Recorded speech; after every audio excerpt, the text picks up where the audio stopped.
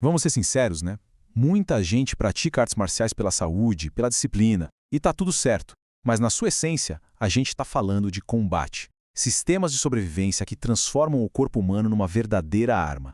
Então, bora descobrir quais são as mais perigosas de todas. Pois é. O que exatamente faz uma arte marcial ser perigosa de verdade?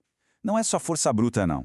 Tem a ver com a filosofia por trás, a técnica e, principalmente, a intenção de sobreviver a qualquer custo.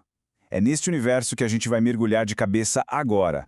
E o nosso roteiro vai ser o seguinte: a gente começa com os segredos letais da antiguidade, depois passa pelo surpreendente poder da defesa, entra nos sistemas de combate modernos e, no final, a gente revela qual é a arma suprema. Para começar, vamos viajar lá para trás, para uma época em que lutar não era um esporte, era uma questão de vida ou morte mesmo. Um conhecimento forjado no calor da batalha e em missões que não podiam dar errado. E claro, o primeiro nome que surge é o ninjitsu, a arte que nos deu os famosos ninjas. Mas olha, eles eram muito mais do que simples lutadores. Eram espiões, agentes de inteligência, as habilidades deles tinham que funcionar em qualquer situação imaginável. O grande período ninjutsu está na sua filosofia. O objetivo é um só: sobreviver, custe o que custar. Enganar o adversário, usar truques sujos, sacar uma arma escondida no meio da luta. Valia tudo, porque não tem regra quando a sua vida está em jogo.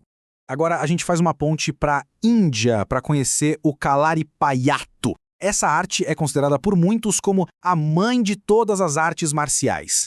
E a sua letalidade, ela vem de um conhecimento do corpo humano que é, sinceramente, assustador. Pensa só, foi a primeira arte marcial a mapear e ensinar como atacar os pontos vitais do corpo. Um toque, um único toque no lugar certo, com a pressão certa, podia paralisar ou até mesmo matar na hora. Mas o mais fascinante é que existe uma dualidade aí. Esse mesmo conhecimento profundo da anatomia também permite que os mestres curem. É a arte da morte e da vida na mesma filosofia. Incrível, né? Bom, até agora a gente viu artes focadas em atacar. Mas e se a gente invertesse essa lógica? E se a defesa mais eficiente fosse, na verdade, o ataque mais perigoso de todos? É hora de conhecer as artes que usam a agressão do oponente como a sua principal arma. E para isso, a gente fala de Wing Chun, uma arte chinesa que ficou mundialmente famosa porque foi a base de treino de ninguém menos que o lendário Bruce Lee. A filosofia aqui é quase um paradoxo. A defesa é o ataque. Mas por que uma arte defensiva seria tão letal? Simples, porque ela foi pensada para qualquer pessoa. Não importa o tamanho, a força, nada. A ideia é neutralizar uma ameaça maior usando a energia do próprio agressor contra ele. Cada bloqueio já é, ao mesmo tempo, um golpe. É a economia de movimentos elevada à sua consequência mais devastadora. E aqui do Brasil vem outra arte que revolucionou o combate com uma ideia parecida, o nosso jiu-jitsu. O domínio dele não é na trocação, em pé. A genialidade está em levar a luta para o chão. Olha que interessante. As duas artes partem do mesmo princípio, que é usar a força do oponente a seu favor. O Wing Chun faz isso na luta em pé. Já o jiu-jitsu é o mestre do combate no chão. Ele usa técnicas de alavanca, que no fundo é pura física para multiplicar a força. Uma pessoa bem menor pode controlar alguém gigante só aplicando pressão nos lugares certos. O resultado final é o mesmo. Qualquer praticante se torna uma arma em potencial. Agora a gente dá um pulo no tempo para o século XX. Foi quando as artes marciais foram organizadas, aprimoradas para competições e para o uso militar, sempre buscando a eficiência máxima, a eficiência brutal. E lá na Tailândia, a gente encontra o Muay Thai. Ele é conhecido como a arte dos 8 membros. Por que 8? Porque aqui não basta usar só punhos e pés. A ideia é transformar o corpo inteiro num arsenal.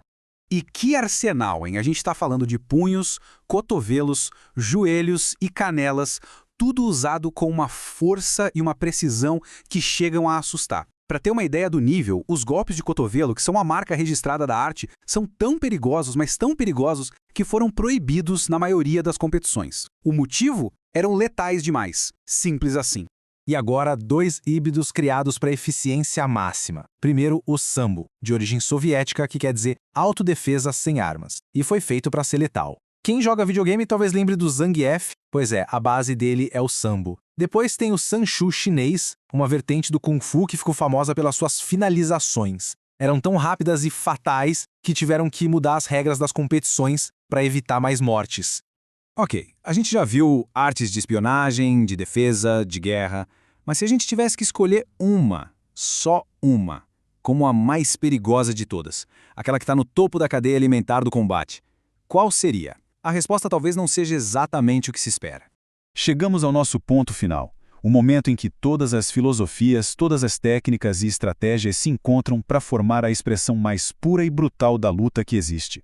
E essa expressão máxima de perigo nasceu aqui mesmo no Brasil. O famoso e muitas vezes temido vale tudo. O nome já é praticamente uma declaração de intenções, né? É um combate com o mínimo de regras possível. O que torna o vale tudo o mais letal de todos não é uma técnica específica, é justamente a falta de limites.